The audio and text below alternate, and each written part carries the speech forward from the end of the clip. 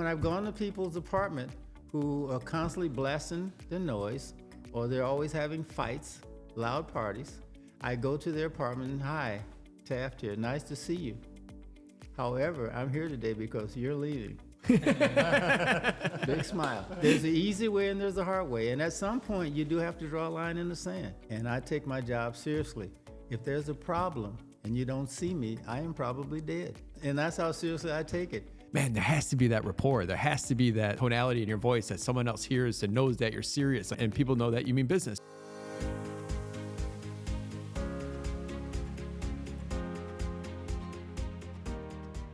Welcome to another episode of the Straight Up Chicago Investor Podcast. I'm your guest, Taft West, and with me as always is your host, Tom and Mark. Let's not forget about our sidekick here as well, 𝗬𝘃𝗲𝗀𝗵𝗁 making a special appearance. All right, Taft West, man. We dropped episode 325 today. 320 today. And I've been trying to get you on this podcast since probably about 30. I remember reaching out and you said, I'll get back to you. It's don't call us, we'll call you type moment. And I'm just excited you're here today. Well, thank you. There are people looking for me, so I try to hide to make sure that they're on the up and up. But this is a cool episode. We're going to do it a little different today. Obviously, we surprised you. We got 𝗬𝘃𝗲𝗀𝗃 from Marblestone here and an investor. And you guys go way back. He goes way back with 𝗖𝗵𝗶𝗰𝗀𝗀. And I had to invite him because I know you guys have great karma together. And I'm just excited to have all of us in the same room today. Absolutely. Thank you. Before we go any further, and we'll put this in the show notes, you're being honored in October by the Law Center for Better Housing. Like, that's huge. And that's ultimately what we'll talk about here. We'll put that, anyone can sign up for that. Sponsors looking forward for that event. And I know we're going to go to that event. So, man, I'm excited that we get to talk about you being honored. So, well, the world is strange. You get awards for doing your job, what you're supposed to do, and it's nice to be recognized. But I guess I grew up in an environment where, what you're supposed to do, you're supposed to do it. And if you do it well, people are appreciative. They don't necessarily come back and pat you on the back. But if the outcome is what you're looking for, then you've done your job. Oh, man, I love it. We'll start. How'd you end up here in Chicago? We're going to go a little into your story here because you're not born and bred here. No, I was born in Mississippi, and we moved to Springfield, Illinois in 1950. My dad's brother lived there, and I'm sure that's why we moved there. And there were 10 of us kids. 10 kids. Yeah, 10 of us kids. And my father was a machinist at 𝗬𝘃𝗲𝗃𝗁𝗍. He did labor work. And finally, he entered the ministry in Springfield, Illinois. And one of my dad's brothers, Uncle Jesse, I call him, he was friends with the singer Sam Cooke. Okay. Sam Cooke is from Clarksdale, Mississippi. And they went to L.A. together, killed on the same day. I was in the military when that happened. But in the 50s, Sam Cooke once came to our house. About 58, and Uncle Jesse said, "This is Sam. He's my buddy. He's from Clarksdale. He's the singer." And my oldest brother, who was about maybe 12, said, "He's no singer. He doesn't have a process." That's what they all had back in the day in their hair. Yeah. So anyway, in the military, I was in the medics. I worked everywhere. I was interested in medicine. I worked in pediatrics. I worked in surgery. I worked in delivery, everywhere I could. Anyway, so I came home and got a job in a medical center, learning to do autopsy work, working with a pathologist, got certified to do that kind of thing. And I taught anatomy and physiology to the nurses there. And so some of the students that worked there came on to Chicago to go get into pre-med, because this doctor, was a faculty at University of Illinois Medical School. So I came here too, but my challenge was I had all this heat under my afro and a seriously bad attitude. And the Panther Party was running all over campus, and I was following around, and 𝗬𝘃𝗲𝗀𝗃𝗁𝗍 Khan was part of the Panther Party, and I would say, "Man, is she fine?" And I'm trying to talk to her. She's like, "Please," because obviously I was poor, ragged, and she was fine. You knew Sam Cooke, man. You didn't. She wouldn't even talk to me. Here I am going down not far from campus. There was a used bookstore. And I had my cab out front. That's how I made a few dollars, And I had a GI Bill to pay for the classes. But I had to buy my own books. So I would go down to this used bookstore, and I'm trying to get my books and everything so I could run back with everybody else. A few of those people, like Shaka Khan, I don't know, they had money. I had like none, Some people's parents, they give them a little money, say, off to school you go. My parents say, goodbye, good luck, God bless. With 10 kids, my dad didn't have much. Anyhow, I got into my biology, chemistry classes because I studied biology and chemistry and sciences in high school. And in particular after working in this medical center, I learned a lot of biology, a lot of chemistry, a lot of body stuff. So I got admitted to a program, hopefully that would lead to that. But I wasn't in class enough. I was out in the street hollering, power to the people. So sometimes I would come to class, anatomy class, and the professor would say, because it was Coliseum type seating, and I would always go in at the top and kind of look down, and the professor would show some slides of various things going on in autopsy, unusual things that were taken out. And my hands were in there with the doctor. He liked me working with him because I got very good at that part of the job. Because working in surgery, you learn how to tie a knot with one hand because you're holding tissue with the other, and that takes some work to do that. And so I was very good at it. And so I worked right opposite the pathologist. So I would move things for him to cut, or he would move things for me to do my incision. And so that's how I got started on this platform. I remember once we were taking out a really unusual tumor that we were going to send to the medical school here in Chicago, and the doctor made a wrong move. And my job was sharpening the knives, and they were super sharp. He made a wrong move, and I just touched his finger. It cut all the way to the bone. And blood is going everywhere. It's filling up his glove. And the guy who was a lab manager named 𝗍𝘃𝗏, instead of him cussing me out, because, I had a short fuse, I would get a little puffy. So he tell Joe, that's stupid. He's telling Joe that. And I'm standing over there making sure the knives are real sharp, because every time he had to do it, because we had student nurses all over the place. Anyway, finally it stopped the bleeding, and he flew to Chicago to do his medical school stuff. Anyway, I get into class, and they show some of the slides of things that we had done that would go to the various instructors, anatomy and physiology instructors. And he say, there's Dr. Grant Johnson, and there's the technologist Taft West over there. He's one of our students. And so he will point up there and say, are you with us today, Mr. West? I hope nobody sees this. This is being filmed? Yeah. Anyway, I'd make a gesture and walk out of class.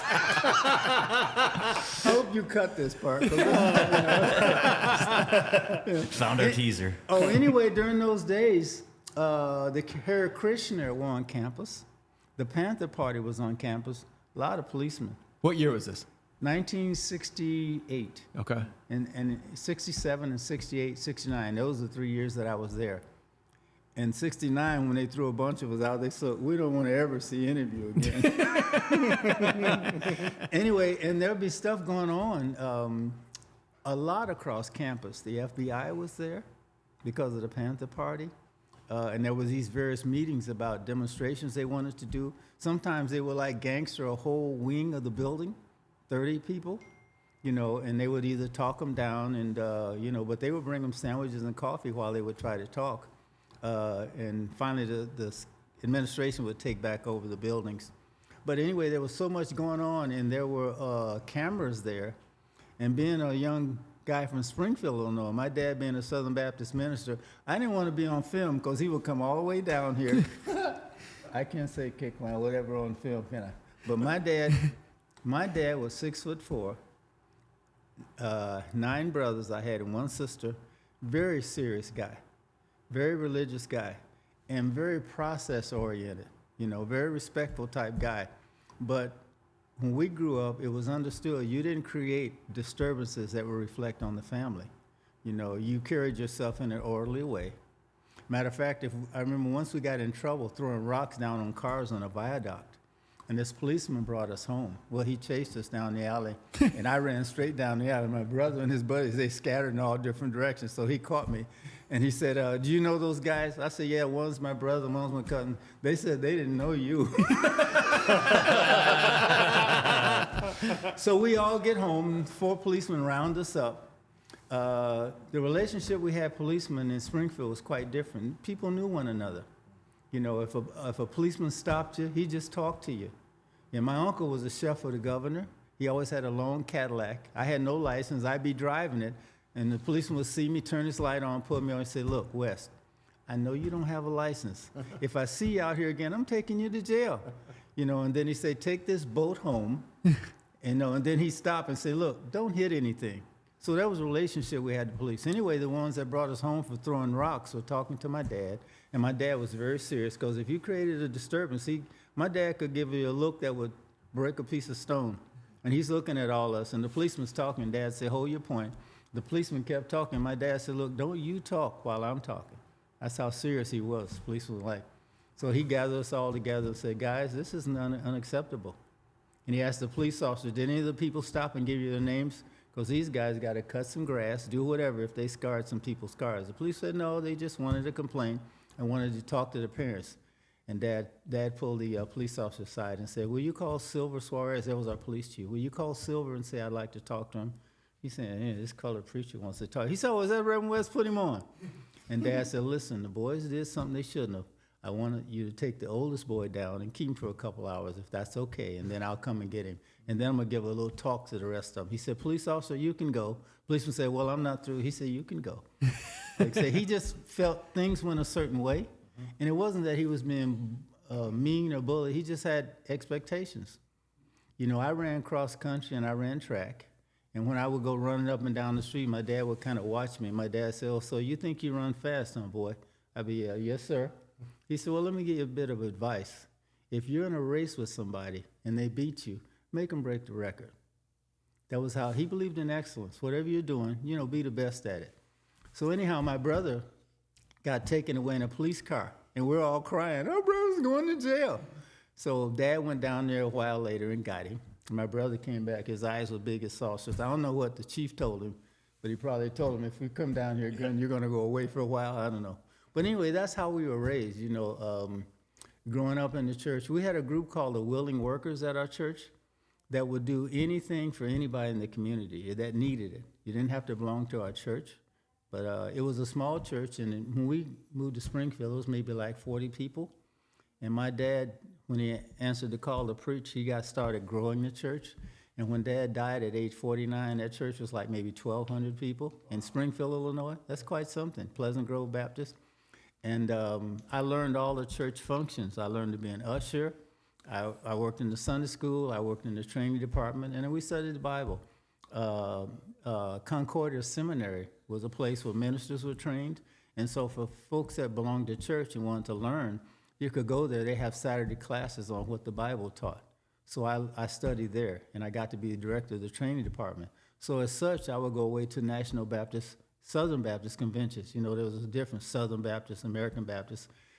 I used to say they're all the same, and that would upset my dad, because he thought, we're top of. I said, seems the same to me. Anyhow, so I go away to maybe to Dallas or Peoria or some town a week for a church convention. We go to various sessions. They would talk about sections in history of the Bible, and they would have classes, and you would actually write this down. And at the end, they'd have summary reports. So I went away as a delegate one year, and I was nervous, So I went to every session. The other kids in a different town, sometimes in Chicago, they're all out. I'm in the sessions making notes and everything. So I came back to Springfield, and the first Sunday, the minister of the church, who wasn't my dad at the time, a guy named Reverend L.R. Hubbard. And Reverend L.R. Hubbard was one of the Tuskegee Airmen. I found this out much later after I'd been in Chicago. I saw a thing in the paper. Anyhow, Reverend Hubbard said, young brother West, will you give a report to the church about your visit? And I had all my notes, and I'm shaking. I get up in front, and I kind of talk about, what I had done and what I had learned. And so he kind of stood there and looked at me. He's about 6'5", and he said, brethren, young brother West has made his report. What's your pleasure? And one of the deacons stood up and said, Reverend, I make a recommendation that young brother West's report be added as historical record to Pleasant Grove Baptist Church on yada yada date. And Reverend Hubbard kind of stared for a minute. He looked at me and said, thank you, son. You can take your seat. I went 90 miles an hour to sit back down. It was just that kind of formal thing, that way we were raised, that things had a place. And everything was about service. You had to do things for your neighbor. And my dad left for work at 4 o'clock in the morning. And a lot of times he didn't have cream for his coffee, or he didn't have sugar. Sometimes he didn't have coffee. But when he had coffee, the pot didn't have a filter. So they filled it with water and coffee, and he let it boil. And as it's boiling, he set it and let it settle, and then he started writing notes on things that he expected you to do that day. Go to the church, mop the church, go to the seniors' home and run some errands. So that was kind of how we were raised until, I went away to the Army. So when I got in the Army and the sergeant was talking, and I told him, Sarge, look, I came from Pleasant Grove Baptist, and Oliver West, you don't know him. I said, but I already know how to salute and say, yes, sir. Yeah, you're good to go. And that's true. Where you got into property management somewhere. I did. And I didn't introduce you to this, but I might have to go back and edit it. But Okay. I refer you as the Godfather of property management. Oh, you do? Yeah. So do I. We all do. Well, So we're 1 and 2. I may have started sooner, but he came to a class that I did on the coldest January day. And here we're getting started, and we're kind of rolling along. And he just pops up and says, oh, my God, I think I know what I want to do with my life. I said, somebody throw a net over this guy. I mean, he was animated, right? You remember that class? Of course I remember Okay. that class. Jared, that story from your angle, like that was a big event, and leading up to that when you met him, like It was share that. huge because Taft did everything perfectly except it wasn't January. It was a month after. It was February because I got fired on February 14th. Oh. And that's how I remember it. Okay, you're probably All right, right. but here's the thing. You're probably right, Jared. That Friday when I got fired, there was a little bit of relief, and I met an attorney friend of mine and I said, listen, I want to get in. I want to do something with real estate in the city of Chicago. And he said, well, if you want to do that, he goes, you better look into 𝗖𝗍𝗃. And I asked a bunch of questions. And that weekend, lo and behold, it's a power greater than me. That's what I believe. I looked on the internet, and it said Malcolm X College, the old one. That's right. It was, there was a holiday on Monday. Tuesday, you had the class. Right. And I said, I'm going. I'm going. And then that's when we met. And, you think maybe I got fired a week earlier, a week later, and the class wouldn't have happened. All these little pieces when you look at it and put it together, it's just amazing. But in that class, I left a corporate setting. I didn't know the first thing about property management, but what Taft was able to do was break down a pretty complex, like a lot of moving parts of real estate and people management into bite-sized pieces where I was like, I actually understand this. Like the way that you presented all these ideas and problem solving gave me the confidence and not only me, myself and so many others throughout your career, that it moved me. And it was that spark. I may have had a little bit of the oxygen, but you gave me that spark that created something pretty magical, and that's how this thing got started.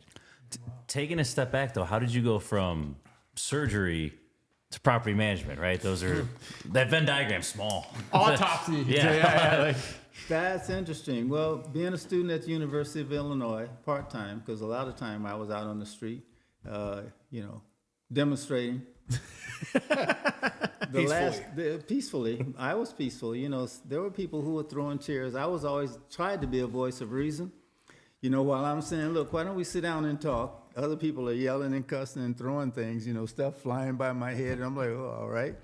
Anyway, so after a bunch of us got thrown out for the last time, there was a young guy who came up to me and said, I'm going to get hired by the company that my dad works for in property management. Draper and Kramer, considered the best in the business at the time. They trained people to manage real estate. I'm like, real estate? I don't know anything about it. I said, so it's a job, you get paid? He said, absolutely. So I went over and interviewed. And interestingly enough, I met a gentleman, a senior vice president. Usually the people who are senior managers do the interviewing, but no one was in that day. So I interviewed with one of the top people. And he reminded me so much of my dad. And his demeanor, seriousness about him, didn't look like my dad. This guy was white. And anyway, so we started talking. He was reading the stuff I written down. He said, I don't see a damn thing on here that says real estate. It says biology, it says chemistry, physical science, social science. I said, but your son told me it's property management, and isn't it a service thing about people that live in apartments and you take care of them, and then you have to learn how to do that. So he said, well, I'll tell you what.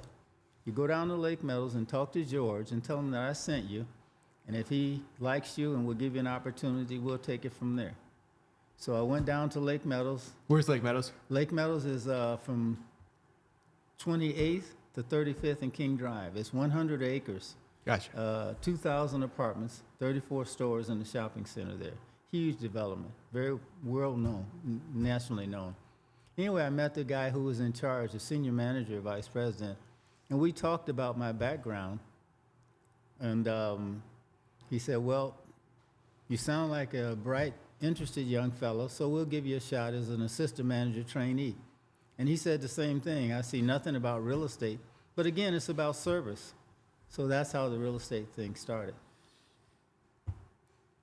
The service part, it's so funny you say that because, when we're always hiring as property management company, we're like, we need experience. But the fact is some of the people with experience, actually the worst people to hire because they're set in these horrible habits. But it's the people that come out of service, whether it be hospitality, Starbucks, whatever, those people actually make the best kind of transition into property management. I still don't know autopsy or whatnot, but people though, right. so that's what you had going for you. Right. Well, the church part of my background was about service. It certainly was. At our church, one of the initial things that I did in terms of service was learn to be an usher. You think that you just stand at the door, but no, there's a method to how you usher. Everybody comes down together, who handles the door, and when you let people in and when you don't let people in. And at our church, when you got to be, after you went through usher training, they bought you a new outfit. And, from 10 kids, our clothes came from Salvation Army. So I had a brand new pair of black trousers and a brand new black shirt and some shiny shoes. They bought all of that. So I was standing tall. And so the first day I was on duty, my shoes shined like glass because I polished them up. And so I'm standing at the door, and your pitch was, "Hi, I'm Taft. Welcome to Pleasant Grove. We're glad you're here," with a big smile. That was our charge, to be an usher. So I was really very proud of that. And as people came and went, they kind of gave you a nod. And as I said, as my dad took over, he was just good at gathering people, and the church really grew. But that was my first instance of service, as well as helping out with the willing workers, because they would ask young people of the church if somebody needed something, like they were moving and they were elderly, and they were going to help them, they'd ask us to help as well. So when I started getting into real estate, I felt that it was all about service. But it was a lot more than that. It was the math, it was the unions. We had 6 unions at this place. There was the budget. They had an accounting office, and they had all these books. And so I was told within the first year, you got to go and get a salesperson's license. That's your introduction to real estate. And then you go on to get a broker's license, and you take courses, and that's how you learn. So that's how I dug in and got started. And I found out I liked it, but I was just terrified that someone would come into the office with a problem, and I didn't have a clue. But George just said, trust the process. Just trust the process. And I'd follow some of the property managers around and kind of see how they did. I work in the leasing office for a while, then I work in the accounting office, and I go in the maintenance shop. So that's how you learn to put the pieces together. And those who do that well will get an opportunity to manage. This company, Draper and Kramer, either you had it or you didn't. And as time went, the first 6 months, if you had it, then you'd move up another level. If you didn't, they'd show you the door. And so when 6 months came, I was sweating bullets because they don't tell you. And the manager tapped me on the shoulder and said, "Congratulations, you're full time." Any good stories from back in the day? I know you got some good stories and some things that got stand out. From living in there, Yeah. One good story was the president of Johnson Publishing Company had a lady who was head of Fashion Fair and wanted an apartment at Lake Meadows. So he called, and since I was the person on desk at the leasing, he said, "I want apartment number so-and-so for this lady's name who was coming from California to Chicago." And she was the head of Fashion Fair, one of the head of Fashion Fair models. And I said to him, "That apartment, sir, is not available." So he said a bunch of curse words and said, "I don't know who the hell you are. You must be taking money." She had that apartment. She's going to get that apartment. And so he called me a bunch of names, and I hung up because I didn't know what to do. You know, So this is Abort mission. this is John Johnson. I knew I'm fired. I'm cleaning my desk off. I'm pretty sure who it was. And so as I'm getting my stuff together, this vice president, general manager, George Anderson came in and said, "Sit down, young fella. Yeah, that was John Johnson. He owns 1% of this. He thinks he owns 90%. And don't worry about it." So I'm still nervous. Anyway, about a week later, this beautiful lady comes sashaying into the office. And on my desk was a couple of envelopes, and they was printed in cursive with brown ink. And inside of it, also in brown ink, was a completely filled out lease and a cashier's check for a year's rent for that apartment in the name of this woman that was heading up Fashion Fair. Boy, she was beautiful. Anyway, George, the general manager, told me, magically, this apartment is available. So I couldn't figure out, it took me a while to figure out some things that probably happened. So I went and looked at the key safe, and the keys for that apartment were there, 2 sets. And so I said, "Welcome to Lake Meadows. We're glad you're here. I'm Taft. and I'll be leasing you in." This woman was gorgeous. So I show people everything. I didn't give her the whole route because she seemed in a hurry. Generally, I sit down, we go through all the paperwork. We walk around the building and show where the various component offices are. We go to the basement. This is the maintenance shop for the building that you live in. And maybe even a couple of stores in the shopping center, not all of them, but just to give a feel of the property and how you get into your building and where your keys are, where your storage bin is, and I kind of go through all that. I went through sort of that with her. She kind of seemed to know her way around a little bit. Maybe she had been there before, I don't know. But anyway, the last thing I do is I hand them their keys in a nice new little envelope with their name and initials on it. And I say, "Welcome home," as they unlock the door to their apartment. And she did the same thing. And normally, people are excited. They feel really good about, wow, this apartment. You know, she had come from LA, I believe, and so she didn't seem excited about anything. I didn't care because she was gorgeous. So I How did gradually leasing learned. work back then? Like, how do you screen someone Yeah. back then? Like, I know that was like a little inside deal, but Yeah. in general, like, how are you leasing people Well, back then? generally, they do an application, and they What sign. info were you getting then? Just like where they worked? Oh, no. We got their information, we got their bank accounts, current landlord, former landlord, so it was- employment information, salary information, and signing on it gives us authorization to check all of that. These folks they call professional tenants who are trying to scam you will do all that, and they won't sign it. And if you don't sign it and you start investigating them, you're breaking the law. And they know that. That's a scam. They'll say, "I'm going to sue you. I didn't tell you could check my background, yada, yada, even though you did." But that's how we did. We went through a thorough thing. And one thing that I learned is that don't break the process. Because as a manager, there are people that come to you with stories, and I know you've been there, Jared. Oh, yeah. And every time that I missed a step, I got burned. So I learned, don't miss a step, and don't rent to relatives. They don't believe they should pay, right? You know, this got it coming thing. So that's what I teach in my classes. Don't rent to relatives. I've got 9 siblings, and I'd rent to maybe 2. The others, hell no. So how long were you at Draper and Kamer for? Or how long, you went up to a property manager role? I know you've told stories in the past about Yeah. the maintenance team. Yeah, Like, 8 years. I spent 8 years there.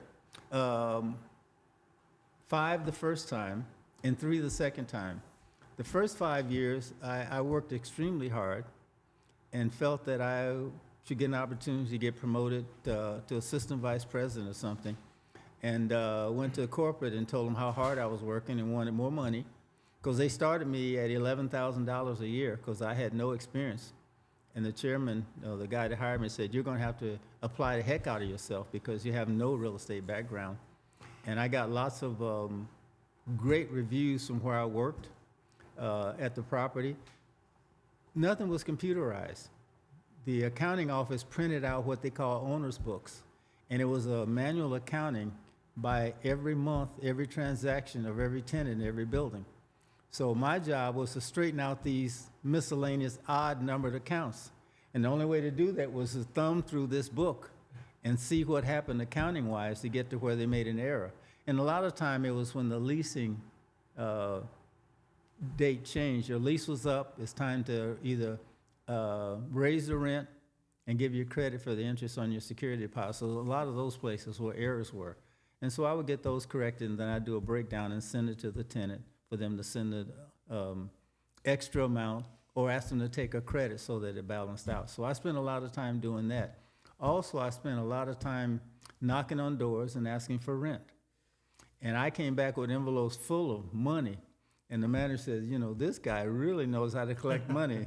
And so I get asked in our manager meetings, how did you collect so much money? I just knock on the door and smile and say, hi, I'm Taft. You know, can you, take care of this debt? Or there were times those that lived on the ground floor, I go around to their back door about 8 o'clock and knock on the back door and say, pizza.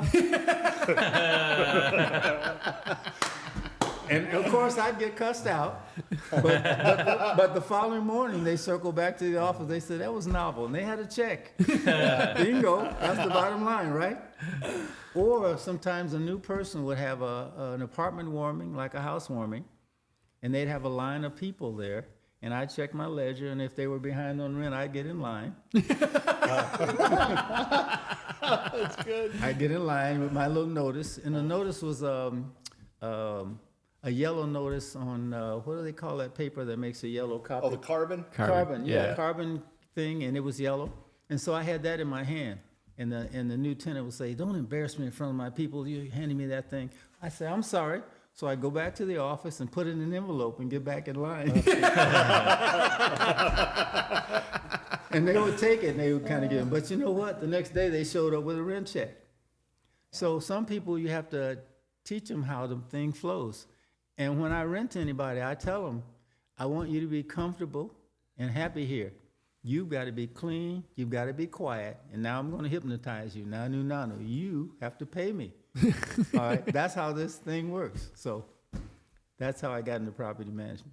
See, that's what I loved about your classes. You just kind of laid it out in it's like, oh yeah, it is that easy.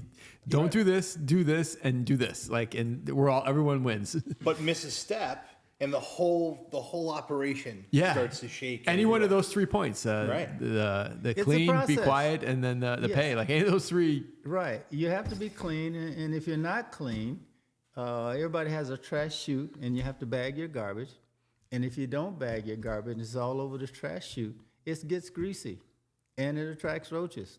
So we try to find out who that is. And I had a reputation that corporate didn't like. I call it Taft's pig letter.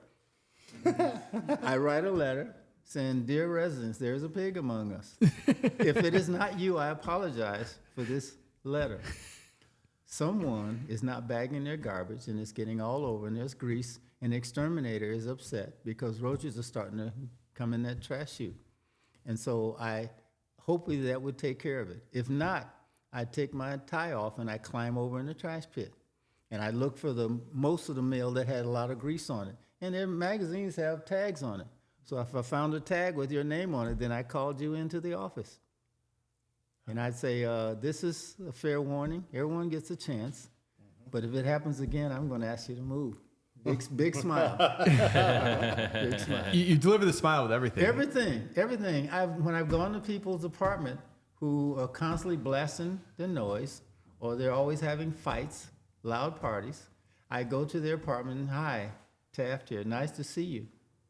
However, I'm here today because you're leaving. Big smile. There's an easy way and there's a hard way. And at some point, you do have to draw a line in the sand. You know, this is congregate housing. The people above you, both sides, below you. Some of these people work odd hours. Some of them are nurses. Some of them are physicians. So, you know, that stereo that you're playing for the whole building doesn't work. You know, as I said when you first came here, I said through our walkthrough, everyone has a stereo. Play yours for you. And I have this spiel that I have down that I say to everybody. So when I come to you with an issue, it's nothing that we've covered before. And I tell them my commitment to making sure that they have a good place to live. Their name is already on the bell, and I give them this packet that has everything on it with their name in it, engraved in it. And I say, welcome home. And so you're one of us, but you have to follow the rules. If you want to play your music just for you, then there's a place with a cabin somewhere that's for you. Congregate housing isn't. And it's not me being mean. you know? Well, so many property managers, landlords, whatever, might miss that. They miss the hey, I'm telling you how everything's going to go. That way, when I come back, you're not shocked. So many times, like, oh man, I didn't know I can't blast my Absolutely, music, right. or I didn't know rent had to be paid on the first. It's like, no, like that front end expectation. No matter what, as much as people try to hide behind technology, man, there has to be that rapport. There has to be that tonality in your voice that someone else hears and knows that you're serious. Like, you have a serious voice, right? And people know that you mean business. So when you lay out your expectations, they're like, okay, I got to be careful. And then as soon as they know you show up and you busted one of your laws, like rules, like they know they're in trouble. So it's like having both ends of that is so important. And that's where so many of us miss out. I say to people that I rent to that it's important to me that you're here. And I take my job seriously. If there's a problem and you don't see me, I am probably dead. That's what I tell them. That's how seriously I take it. You know, when I manage properties and I live a long way away, when something happens, I show up at the property. Doesn't matter what time. When the electric goes out, I'm at the property calling everybody, trying to help get it done. And there's sometimes in my mid-rises, there's seniors, and security is walking them up and down stairs with a flashlight. And so I tell some of these little ladies, what are you doing out at 2 a.m.? And they say, young man, that's my business, all right? But the point of it is the fact that you show up, people appreciate that, and they'll pay you. A satisfied tenant, as I've always said, will pay you. He feels it his duty to pay you if they're satisfied. I love how you word that. So I know you, Jared knows, we all know you from the CIC world. Obviously, we've heard some of these stories before, but how'd that bridge us kind of the gap in life of how you tied in with CIC and started there? I was invited to come to CIC as a part-time trainer talking about maintenance. Everybody in this business knows that I'm beyond fanatical about clean and buildings. If a maintenance man is mopping and he slops wax on the baseboard, I lose my mind. You know, and when I walk a laundry room, I check the corners. I had a guy who was on probation and unfortunately eventually terminated. He wouldn't keep his laundry room and his floors in his building clean. He would say about the tile, that tile needs to be changed, you know. Well, there's a method, and Jared certainly knows this, of cleaning the tile, stripping it, thin coat of wax, and it's all about the rinse, and then it'll shine. But the corners have to be clean too, and I say to this janitor that the tile is the same color on both sides. It's commercial tile. It's exactly the same. The problem is you. And so that's really important. Anyway, I was invited to come talk about maintenance at CIC. What year was that? 1998. Okay. Yeah. A guy named 𝗬𝗏𝗏𝗵𝗁, who also had been from CIC. He had gone to work for, he had been from Draper and Kramer, I'm sorry, and he went to CIC to set up a landlord training program for their developers. So he asked me to join him in talking about maintenance and also help him finish repairing a set of modules for the developers who are mom and pop developers going to buy property, but the property management thing would be something to add to that. So that's how I got started. How many students, if you had to guess, have you taken through and taught? Let's see. From 1998. From 1998 until I retired, which was about 21 years, there was 25,000 students that had gone through the training. And in addition to that, I was asked to sit on a city committee called Rin Rights, and we try to teach landlords about the ordinance. Because when the ordinance came out in '86, a lot of landlords, even now, know maybe 10% of the ordinance. So this rinse right was to try to teach them about it. The rinse right program was connected to a landlord hotline that the city runs. And so landlords that get into trouble call the hotline. So they asked me if I would answer the hotline. And I felt this is a good chance to talk to landlords, invite them to the class or give them some information or connect them to a resource. And those calls were about 2,500, maybe 3,000. I think the highest was like 4,000 calls in 1 year from the hotline. I can only imagine the type of calls you're getting, though. It's everyone's biggest problem, right? Yeah, Like, yeah. that's- What do we do? Yeah. How do we handle this? Yes. Does a line like that currently exist in the city of Chicago now? That's It's a good Mark Ainley's question. cell phone. That's where one of our listeners go. That's right, that's right. I'm not sure if CIC still does that, I took it on because I was asked to. Another organization did that hotline, and they were paid for it, and they just didn't like getting those calls. And I'm like, who doesn't want to talk to landlords? Those are our clients, you know. And the calls, some of them are heart-wrenching. I've gotten calls from people who are crying. I remember one young lady, she was just sobbing and boo-hooing and wanted information on how to evict her mother. And so my response was, that's way above my pay grade. I don't get into that. But most landlords are having issues with the rent is not coming in, the tenant is tearing up the place, or the tenant is dealing drugs. So I would give them a resource, the attorneys that were part of our process, or I would make sure that I say, come to the class, and also say, dear landlord, if you've got a tenant dealing drugs, he didn't start this at your place. He started at the other place. So if you do your due diligence, a lot of things are residual, and you can sniff out a trail. When I had my own little 4-flat and a couple little things I was renting out, I would go to the neighborhood where this person lived, and if they had a block club, I'd say, hi, you know, I own a little 4-flat, and your neighbor down the street wants to rent, and I just want to know, was he a member of your block club and all of that? They said, oh, he's got a 15-year-old kid, and the police are always there. Good to know. Good to know. Right. So whatever you can do, in addition to visiting, and I made no bones, I want to see how you're taking care of where you live now. I never thought about the block club. Yes, yeah. Because those signs are all over the city. Right, and you can go to a block club, and the ordinance says that a person has to keep his place decent, safe, clean, and sanitary. So that says to me, then I can go look. And it's part of my process in the handbook that I put together. We're going to visit you at home. We're going to run a credit report. We're going to do a background check and income verification as part of our approval. So people that refuse for us to come to their house, then I refuse to let them come to our house. And if they didn't pass the housekeeping, they will get a letter. Dear applicant, you will not be joining West Best Apartments, mine. We regret to say, because of housekeeping condition that is unsanitary and or hazardous. Have a nice day. So I would get calls from attorneys or from others saying, you mean you rejected this person because of housekeeping? I said, counselor, have you seen the place? And then I said, I'll tell you what, we'll go back and have another look. So I'd go back and have another look. Was it clean? No. People live the way they live. And I wouldn't just say the place is a mess.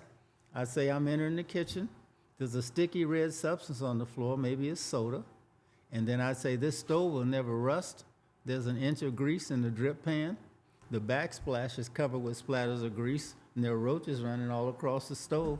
So those are pretty concrete things. Clean is so subjective for people. It is for some people, that's right, it is. But if you can document it so that, and I've been called into hearings where I was accused down in Superior for not renting to someone they said housekeeping was subjective. And so I read my findings. And the hearing officer would look at the tenant. Is this true? Dismissed. Okay. So we tried to be fair, and it is hard. Some things are subjective, and but taking care of where you live, and if they don't take care of where they live, they're not going to take care of your place. If they don't pay that landlord, they're not going to pay you. So all of those things I try to verify as best possible, and then I want to do a personal sit down, face to face, and just kind of ask, why are you moving? What's preferable about this apartment to the last? Just for my own information. And it's amazing what people say. Say, well, I owe 3 months rent. It's amazing what people will tell you. Oh, good to know. Especially when they're lying, they end up talking too much because they're trying. Like absolutely, absolutely. I get that. I love just jumping on the phone, just asking very open-ended questions with people if they're like on the fence, or you can't necessarily. You're something wrong here, but I got to put my finger on it. With all the people you've talked to, all the people you've taught, what would you say is like the biggest mistake landlords make in Chicago? Like, what is the recurring theme of like that new guy who's just buying his first 3-unit? Like, hey, don't make this mistake. Screening. And Jared would know more about this than I did because he actually has gone through this process and he's a great developer. Screen the people. People will show up and say, I've got a little history, but I've got 4 months rent. And I tell landlords, that's the last money you're going to see from that tenant. Don't take it. Or they'll not quite finish the building, because sometimes there's challenges for new developers to get enough money to get everything completely done. So they'll not quite get it done, and the person doesn't quite have all the money. Worst scenario. Because even if the tenant got a break on the rent and you didn't fix everything, down the line, he's going to get tired and start to complain. And then he's going to call the city. And you tell the city, well, we agreed they didn't have enough money. The city doesn't care. They're going to haul you down to Superior, and you're going to get fined. So make sure everything lines up, you know. And if it's family, say no. That's my personal Unless it's advice. 2 of your siblings. Do you have 2 good ones? 2 of them, yes. My brother who worked in the Pentagon, and the other serviceman. Jared, what's your best advice you take away from Taft over the years? Oh man, I've learned so much, but you know, coming out of the gates, and Taft talked about it early on in our meeting today. It's we're in a people business, and conflict resolution. Like, think about, you know, we paint this with a broad brush, and we say, yeah, we're in real estate, or I'm in property management, or I rent homes. Like, all that stuff is true, but like, what business are you really in? The more you dig into that, you're in the people business. You're in the communication business, right? You're, you know, and then sub to that, you're in the housing business. So I think, you know, that's definitely a sticking point that I learned early on from Taft. I'm super grateful for it. I have made some changes in Marblestone. I'm very much an emotional creature. I have a big heart, and I'm not a pushover, but I have a heart. And when, say, a single mom says, I really need a place to stay, and I would ask those questions, everything that Taft went through, I'm a second chance. I want to give people a second chance. I'm a second chance that has succeeded.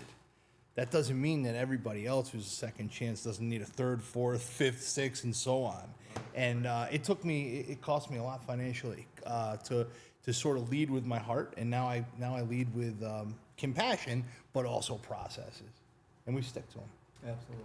You know? I talked to somebody the other day. They wanted to give a tenant a chance. So it's like a landlord just got a couple units. Totally. They're like, oh, I just want to give her a chance. And he kind of ran down the things, showed me a couple of eyes. Like, man, said the best thing for you, the best thing you could do for this person is give her how much is your credit, how much is your application fees? He said $60. I said, best thing you could do for this person right now that will not kill you is give her $60 back and let her go try to figure this out. I said, and ultimately, The downside is so big. The upside is not.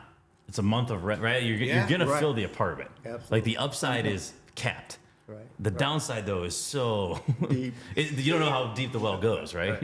Absolutely. That's the way you gotta look at It's it. so deep you hit oil. Sometimes. Yeah, like it's, it just goes and goes, and you know, unfortunately, but fortunately, I made those mistakes early. But I'm so glad I made them early, because then you could still sort of recover, and it's painful financially and it's painful emotionally, but you know, if the pain is high enough, it's like never again. Right.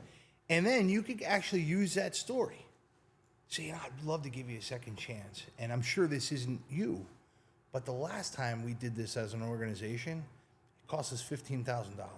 And here are the things, and we just can't do that because we're responsible for a lot of, you know, people and responsibility. So you're a guy that likes win-win when it comes to housing. You get laid out kind of the clean and quiet, and you pay, and I'll give you this. I'll give you in return.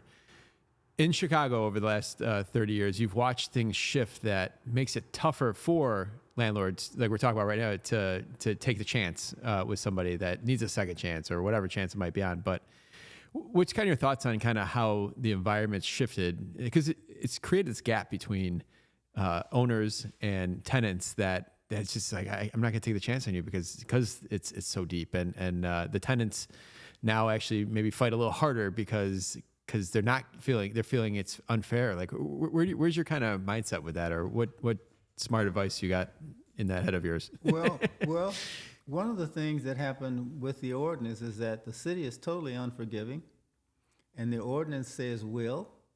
If you violate, you will instead of shall or may. So since I've retired, I haven't kept up with the fight that's going on with groups trying to get the city to moderate the landlord-tenant ordinance, it's set in stone.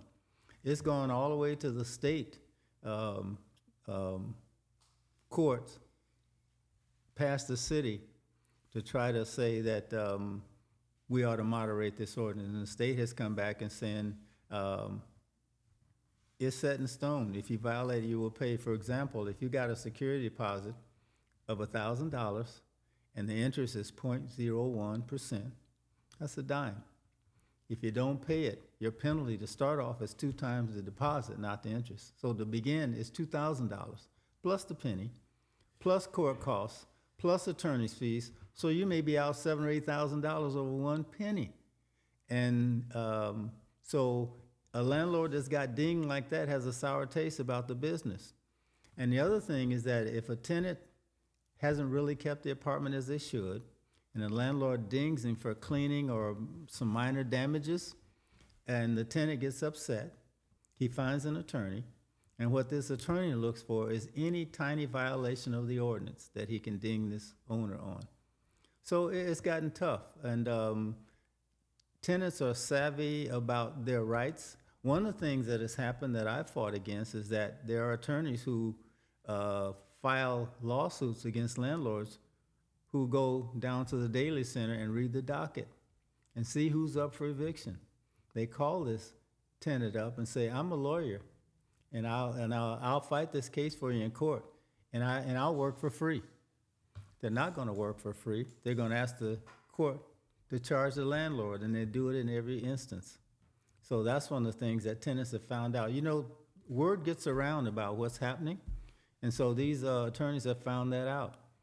And so it's hard for a landlord. You know, he may be morally right, but moral and legal are in 2 different places. So he ends up losing, and he loses in money. So there's this adversarial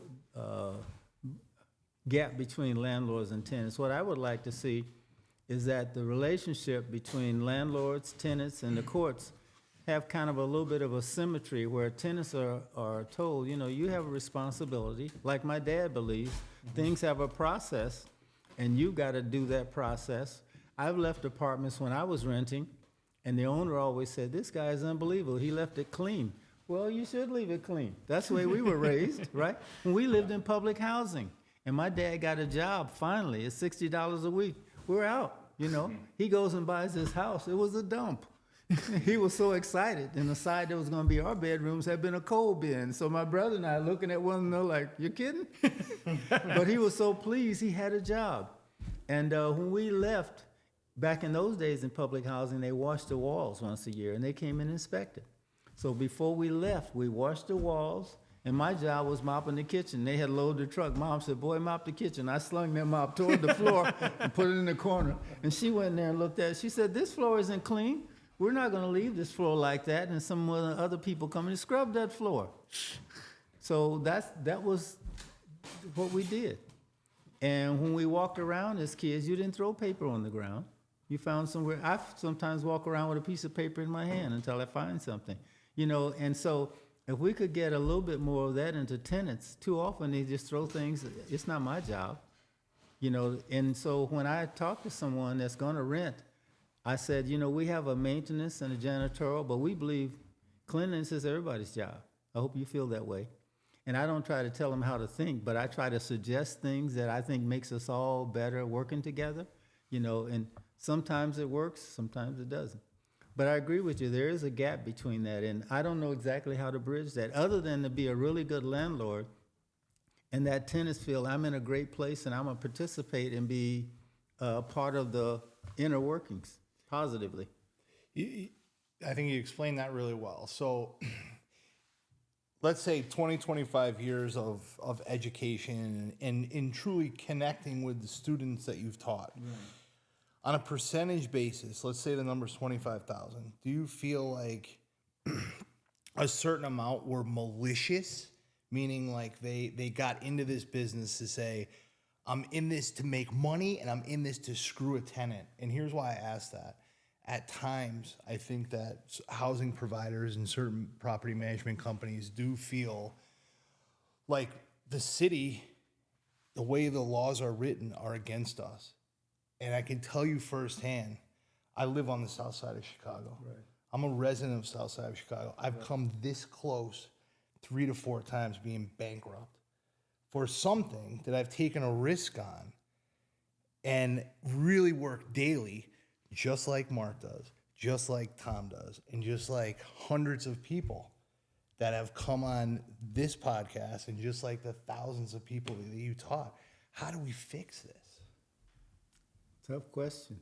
He's retired, man. You let him off the hook. Bring them all back, baby. Bring him back. Huh? Bring them all back. That is a huge, important question. Huge, important question. And I don't have an answer for that. One of the things I will say is that out of maybe the 25,000 students that came through the class, I would venture to say less than 1,000 of them said, I'm in it just to make money. Most people that get into this want to give somebody a place to live. That's right. You know, like talks about second chances. You know, he wants to give people a nice place to live. And this is hard work, and the margins are not huge. So if you have to have a heart, in my opinion, to even want to be in it. And the few that are in it just for the money, they get washed out pretty quick because it's harder than that. They'll feel like this is too hard, you know. Yeah. It has to be more than the money. The money certainly keeps the bills paid, and as time goes on, you can get a little bit of room and traction. But the biggest thing is that you've given somebody a good place to live for a period of their time. And my experience has been is that as people age, they don't want to move. I've had seniors that say, I'm not leaving, I'm dying here. And I say, don't die in the apartment, darling. Because in my career, I found 23, you never forget the number, 23 people deceased in apartments that I managed, and I dealt with 3 murders. So it's definitely a people-human business. And one case in particular, I remember, a University of Chicago professor wanted his mom to move out of one of my buildings. It was one of the older buildings. He lived in a condo in Hyde Park. He got a 1-bedroom and studio next to his large condo unit. He wanted his mom to move in. She wouldn't do it. She wanted to stay in the building. Well, she was the head of our landscaping committee, and we had beautiful landscaping, you know. And so he came to the building. I want to meet this Taft West. And he was I could tell, you know, how people who are very important, how they carry themselves. And he introduced himself, Dr. So-and-so in the University of Chicago, yada. Said, yes, sir, nice to meet you. Your mom lives here. He said, yes, she does. He said, I just wanted to say hello and to meet you. I'm going to her apartment. I said, absolutely. He went to her apartment. He came back and said, that apartment is nice. Surprise, surprise. She'd never moved, you know, because when people would come to the building and she's sitting by the door, she said, those roses over there and those over there, I planted those. And what I would do is, as seniors age in place, retired teachers or whatever, give them some responsibility, something to do. We will have a tutoring program. Those who are retired teachers, a child will come to the office, get signed in and to this teacher's apartment and get whatever instruction and signed out, and security or safety officer watch him get in a car and leave. So we did that all the time. And the alderman, of course, took credit for those programs. That's fine. We have School is Out and School is In. And School is In program was that we would have cookies and soda as kids are going to school, and the alderman and everyone would talk about going back to school. So we did those kinds of things. And so other neighbors in the community say, well, can I take part in your program? Absolutely. So you end up being an asset to the community by doing various kinds of things. And when someone will come to our place, the South Side, they're from out of town and they're going to a university, and I meet with the police captain at a quarterly meeting. He would say, just to the east of you, there have been a couple of burglaries. So I put up a sign, when you leave the building, go west, don't go east, because some things have been happening. Also, these young ladies that are 18 or 17, starting the university in Chicago from a small town, I tell the maintenance man, they from DePaul, they get off the bus at that corner at 1 a.m. Your maintenance man making his rounds on the third shift, have him 1 a.m. sharp, stand there and look that way. So as she gets off the bus, he sees her. So the homies in the neighborhood kind of have a look around. They see things. Yep. They see this maintenance man kind of doing, and they know the maintenance man is kind of keeping an eye out. So after 4 years, this girl goes off to graduate school, and their mom says, thank you for taking care of our daughter and keeping her safe. So that's part of being community. Awesome. Man, Yeah. that's why you get the awards, man. That's why they're going to do this event next month. That's what I think, right? Doing my job. You're awesome, man. We could do this all day. I know I could, but we got to wrap. All right, sure. All right, so you ready? Yeah, I'm ready. All right, so we're gonna. This is one of the best guys on planet Earth, no question. Thanks, bro. That's why we brought him here It's true, today. it's true. That's why we brought him here. We kept it a secret too, so it's He a is surprise. probably, to my, if I had to pick a person that I like, and of course I like him personally, as far as coming through our program, the way he was animated, I've told everybody the story, even the chairman of our company. I said, it was a guy that came to the class who stood up in the middle of the class yelling, I know what I want to do in my life on the coldest day of the year. That is incredible. And then have done so well. And the pictures of his buildings, gorgeous, gorgeous. Thank you, Taft. I mean, that's a success. Yeah, right? you, CIC, have been a huge part of Yes. both of our successes. So, And he's treated us to dinner a couple of times, and he paid. all right. And we'll you keep go. that going. Oh, I love We'll it. keep that going. I love it. My sweetheart thinks he's great. She's awesome too. Thank you. She's my loan servicer You for know- many oh, years. yeah, So really. yeah, for Yes, sure. yes. So, all right, we got some questions for you. You ready? We're not done yet. We're not done yet. We still got some questions, and we got the There's gonna Chicago be a test? fact. Yeah. Oh, all right. All right, what's your unique ability? How have you been able to do this for so many decades and still be able to get up here and deliver this, like your advice? What's your secret? What's your unique ability? Exercise, read a lot, faith, and taking care of my physical body. I had a minor stroke because I tell my students, if you ever want to kill me, put it in a cake and give it to me. I'm dead. So I backed off on that stuff. My last job, whenever they have a birthday and a few people get a piece of cake, the rest of it, they put it in front of me. And I'm just gobbling it up because I love cake and ice cream. So I backed off on that. So I eat better. And I'm about 1.5 miles from the park, Tiger Woods Golf Course, and also the Obama Center. So I walk there at least 3 times a week. And I've got some weights. I do a little bit of weight training. I'm working in the yard, so I take better care of myself physically. And I pay attention to that, where I didn't as much before. You look amazing. Like Thank moving you. around. Like Yeah, I turned 80 last December, and I feel great. And my doctor says, you're going to be here till 100. I asked him, can I get that in writing? Since my dad died at 49. Yeah, I heard that. And when I got to 48, I began to sweat it. So now I feel like I'm playing what they call house money at the casino, right? There you go. Yes. All right, so for the guy buying his first, 3-unit, 2-unit, 4-unit, whatever, what is the one piece of advice you would tell that person? Location. Jared picked one of the toughest neighborhoods in Chicago. Hope you mind telling me. He called me, oh, man, I got this building. I'm out here raking. It's dark. It's 9 o'clock. He told me where it was. I'm like, man, get out of there. He sent me this video, and I'm looking around. I'm like, wait a minute. He's in the hood. Right? He's just raking and raking. Yeah. So location. Decide where you want to work. And go to the community first. Tell them what it is you're thinking about doing. Because if you're not from around and you do something, the people that live there, and every community has these people that live there, a little tough. Yeah. And so if you tell them what you're doing and it's something they accept, they'll take you to the alderman and tell everybody in the community, this person's my friend. Awesome. All right, what do you do for fun? I make sure my lawn is the best lawn in the neighborhood. I knew you were going to say That's that. right. I knew you were going to say Listen, that. everybody in my neighborhood, I and one other guy on the block does his own lawn. I've got a beautiful lawn. I bought a house. It's 104 years old. It's huge, 5,000 square feet. And the doctor who lived there for 47 years never cared about the yard. And what's ironic, he was a professor at University of Illinois teaching literature, English literature.